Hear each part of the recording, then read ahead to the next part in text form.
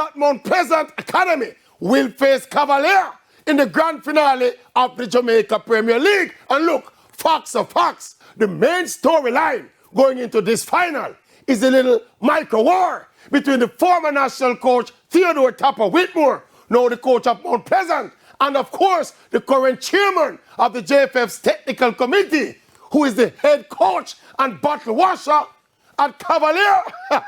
And for those who don't know or remember the history, it is the Speed-led technical committee that recommended the firing of the then national coach Whitmore on more than one occasion. Yes. So Tapper must be trying fire to use the biggest local football stage to clap back at the man who sacked him and say him can't coach. And of course, Mr. Speed cannot have that against his ego.